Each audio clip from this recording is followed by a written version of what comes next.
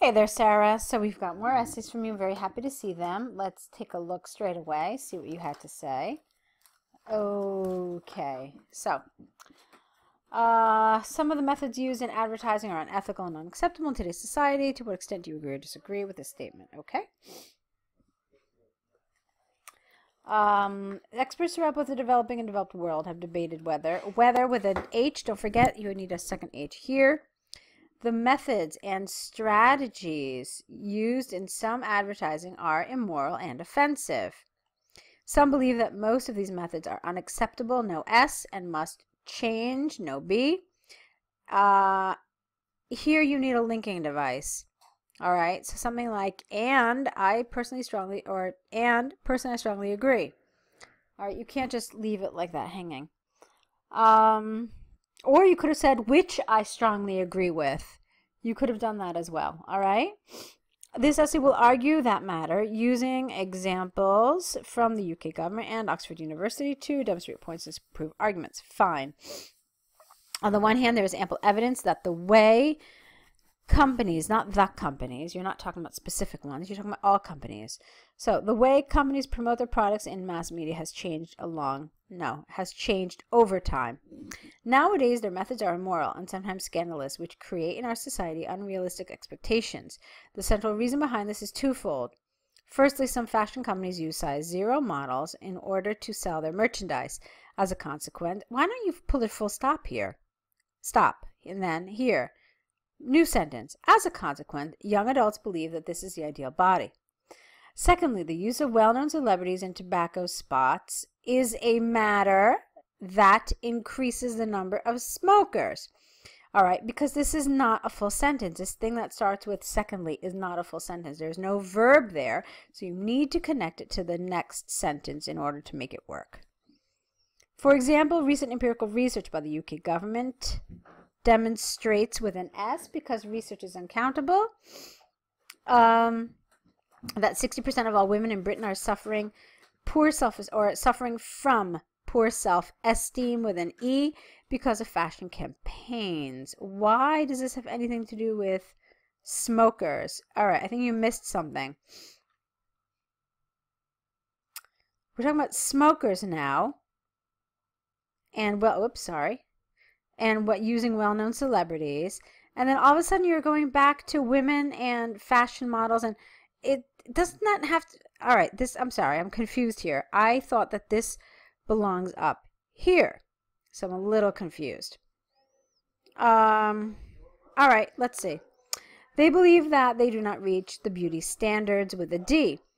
It must not be forgotten that at least 25% of this percentage are teenagers. Therefore, it is conclusively clear that fashion companies can have a negative effect on women's S personality. Okay, again. All right. I don't know why again you're limiting this just to fashion companies. Just before you were talking about smokers and using celebrities in tobacco spots. So this conclusion leaves me a little confused, and I would also say that it doesn't link back totally to your first sentence here, okay? So it leaves me a little confused. All right, moving on. On the other hand, there is a case for some kind of advertisement methods, no comma, that keeps abusing the customer's privacy in the social media. All right, let's see, you spelled customers wrong. This should be an O. This is largely because the majority of sites, not webs, the majority of sites use cookies in their software. As a result, advertising companies know about our interests on the internet, and every time we are online, comma, plenty of commercials appear on, not in, our computer screen. For example, a recent study by Oxford University, without the, claims that more than 2/3 of citizens do not trust brands to handle their personal information and interests. Thus, it is possible to state beyond doubt that advertising companies should respect customers' personal life more and avoid these kinds of methods to approach them. From the arguments and examples given, I firmly, careful with your spelling, believe that at the present time, most of the tactics used in spots and advertisements are morally controversial and misleading. It is predicted that these methods will not change in the near future, and this manner will have a negative effect on society. All right, it's fine. A lot of grammar things happening, okay? A lot of, yeah, I mean, just quite a few grammatical errors. Nothing really tragic, but things that you definitely have to improve in order to obtain a higher IELTS score, okay? So here we have the letter to Albion University. Let's see what you said.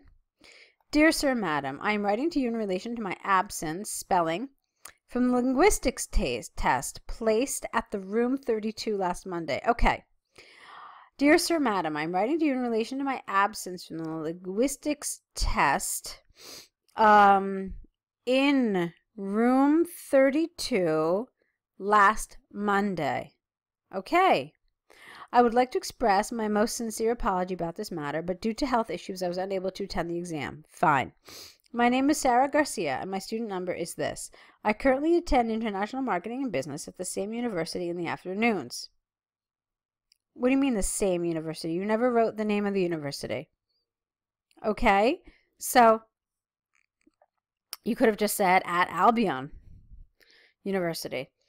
This would have been okay if you had written something about Albion earlier up, okay? My case number is the following. Fine.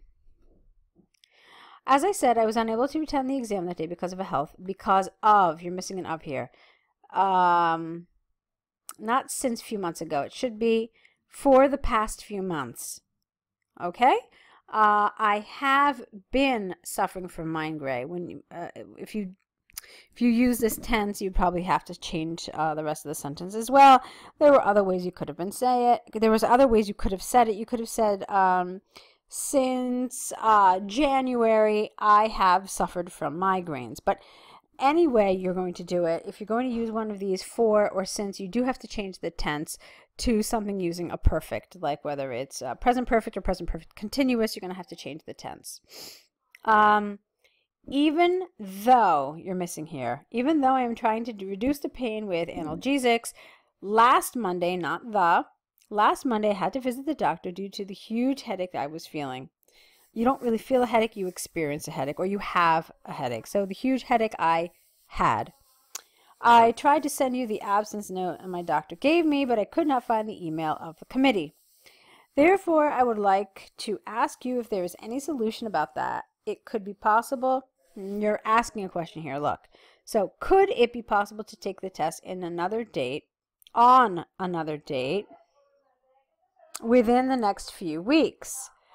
Okay, now, all right, let's keep going. I await for your prompt with a T. Response, regards, Sara. Let's talk about a few things here. Let me go backwards, actually. All right, no full stop at the end of your name. Just leave your name the way it is. Second of all, you started your letter, Dear Sir, Madam, which means you have to finish your letter, yours faithfully, not regards. When you don't know the name of the person you're writing to, you always sign off yours faithfully. This was fine. My other problem was here. If I remember correctly, the task says offer some solutions, all right, or offer some suggestions. I don't remember exactly the wording, but I know it said plural, suggestions, solutions, something. You offered one. That's it. You said, could it be possible to take the test on another date within the next few weeks? So that's not enough, essentially. And I want you to really, really, really be aware of this in IELTS when they ask you things like that, like ask some questions, you know, give some information, or whatever, like it did here. One is not enough. Just really, really be kind of aware of that one piece of information or one question or one whatever is not going to be enough. All right, so you absolutely needed to write at least one other solution. Like maybe you could write an essay, or maybe you could maybe the professor could look at all of your previous coursework and give you a grade based on that. All right, but do be aware of that. All right, Sarah. So, good work here, good effort. There were some problems here. I think I've given you a lot of suggestions on things that you should improve, grammar and other things besides just grammar.